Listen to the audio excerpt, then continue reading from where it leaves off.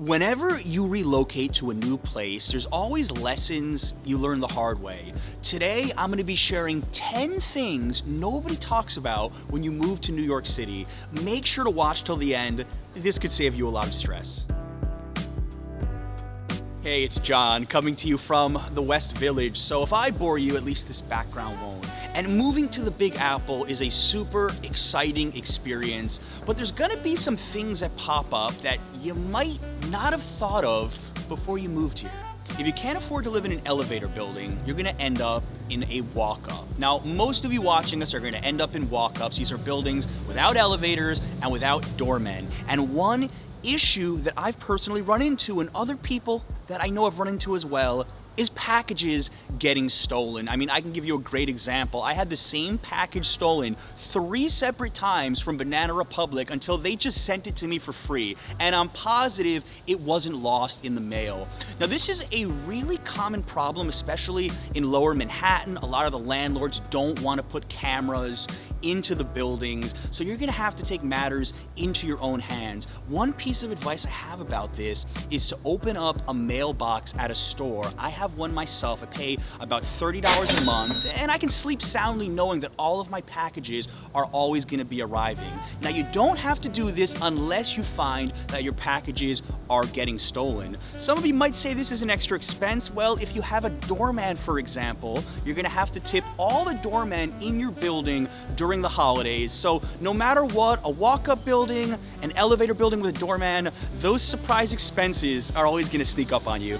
So they call it the city that never sleeps for a reason. And if it wasn't for COVID-19, New York would still live up to the reputation. But many people have this false impression that just because you move to Manhattan, everything is gonna be open 24/7. Shout out to my friend Evan for giving this example. He moved to the financial district from Harlem for a couple of years, and he found that late at night, it was really difficult to get food. Outside of bodegas, pizza places, or fast food, there wasn't a lot open.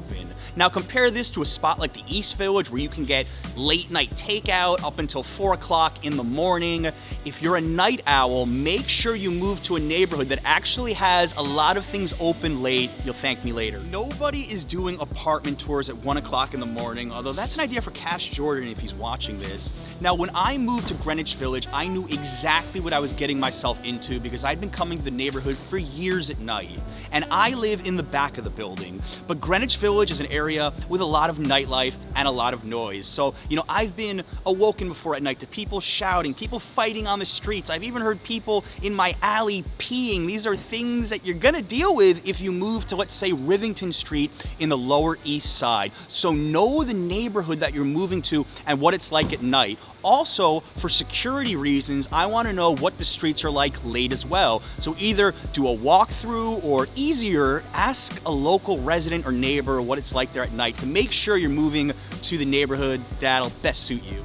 All right, we've got a user submitted one from Diane Baker, one of my subscribers, thank you. Shock, horror, shock. Having your radiators controlled by your landlord. It is a horrific thing to me, thinking, one, I might freeze to death in winter or boil to death in summer. All right, so this isn't true in newer buildings, but a lot of buildings in Manhattan, especially, they're on the older side, pre-war buildings, and in many of them, your landlord is gonna be able to control the radiator. He or she are going to decide when you get heat. And guess what? You can't control that heat at all. So sometimes it's gonna be freezing where you've actually gotta seal your window yourself. Or it could be too hot where you've gotta open up your windows in January. So losing that control of the temperature in winter, depending on where you're moving from, it could be a bit of a surprise to you. We've got another subscriber submitted suggestion.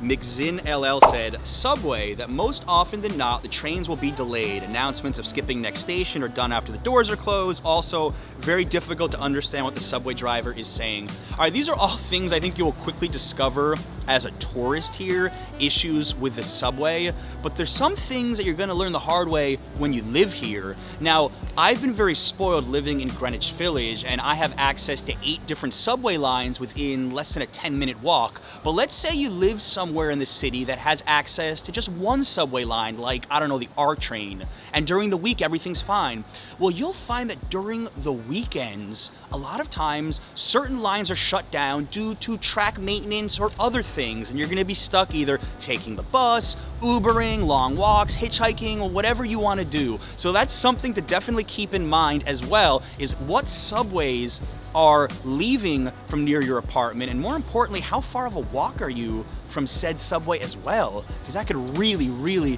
annoy you over time, trust me. We're actually standing in front of Chumley's, which was one of the many casualties of COVID-19. This famous speakeasy bar unfortunately closed this past summer, and I never even got a chance to go inside.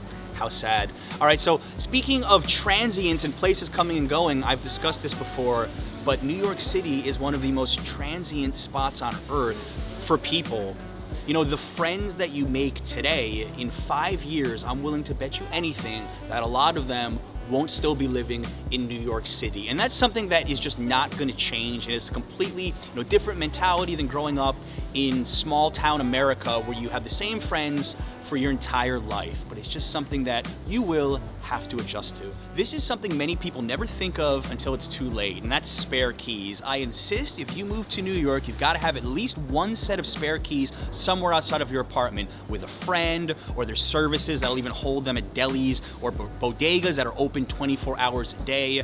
Now, New York has this funny thing with their locks. A lot of them are what we call slam locks, and if you don't know how to disable it, your door is going to lock the second you close it. Now, if I had the slam lock enabled on my door, I would have been locked out at least 5 times in the last 9 years. And your super is not always gonna be there to save you, especially if it's late at night. And if you have to call a locksmith for an emergency opening of your door, I had this happen to a friend once. It cost $300 or $400, a very painful lesson. So make sure somebody you know has a spare set of keys. Another great one from a subscriber, Greg G said, check to make sure your building actually has a buzzer before you move in. Not a deal breaker if you're on the first or second floor, but it's still a pain getting food delivered or when friends come over. All right, Greg, this brings up a great point. Now I'm gonna tell you a story.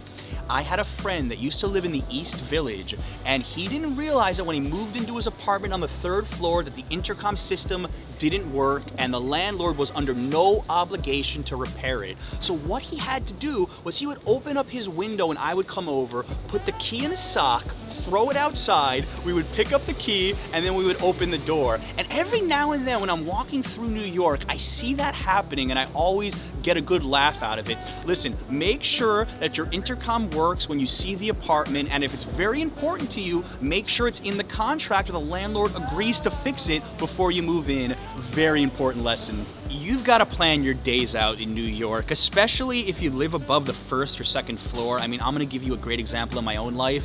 When I went out to shoot this very video today, I live on the 4th floor. So that's 8 flights of stairs combined every time I make a trip outside of my apartment. So in the back of my mind, I'm always thinking, do I have to take out the trash? Do I have to stop at CVS? Do I have to check my mail at the mail store? Is there any special trip that needs to be made? Because I might just make 1 trip out per day. When you grow up somewhere where you're in a house that's only 2 stories, you can come and go as you please, but when you live above the 3rd floor in a Manhattan apartment or any borough, you're gonna be planning out your days a lot more, trust me. Going back to the comments, Matthew Junn says, you can't expect to pick up 20 bags of groceries when you go shopping. You can only get what you can carry, so you may need to go much more often. Applies to any city without car culture. Very true. Now, some of you might say, well, why don't you just get delivery? Well, for example, Trader Joe's abolished delivery about a year ago. So if you're gonna make trips to certain supermarkets, you're either A, gonna have to make more of them, and carry just a few things at a time, or B, get a cart that has wheels, and then once you get to your door, you're gonna have to, lug it up the stairs. But on the topic of lugging things, let's talk laundry. This is something a lot of people don't think about. Is there laundry in your building? Now, I am lucky enough to have it here, but many people, when they move into a new building, don't think about this and realize that the nearest laundromat is pretty far away, and delivery services, they're not gonna be cheap. So factor some of these things in. You know, I've met New Yorkers who will not move into a building that does not have laundry on site. My new apartment in Brooklyn actually doesn't have laundry in the building, so I'm gonna be discovering what that's like for myself. So see if it's something that could possibly annoy you. I'm gonna give you guys one bonus tip, and it's light. Now, this is something I really appreciate about the new apartment we just got in Park Slope, Brooklyn. It's got a lot of light. It's got a lot of windows. If you want a sneak peek of that apartment, join our Patreon, link down below in the description. But take it from somebody that has lived in an apartment with terrible interior courtyard views for almost the last 10 years. You might see an amazing apartment, but if the views out the window are bad, if you barely have light, this is something that will get you over time, I can almost promise you. So definitely keep that in mind when looking at apartments. All right, make sure to hit that like button and tell me down below in the comments, did we miss anything? Is there something in your experience that you learned moving to New York City that others could benefit from? I'm curious. Guys, thank you so much for watching, as always. Until next time. But the bedroom window is... Oh, I love New York.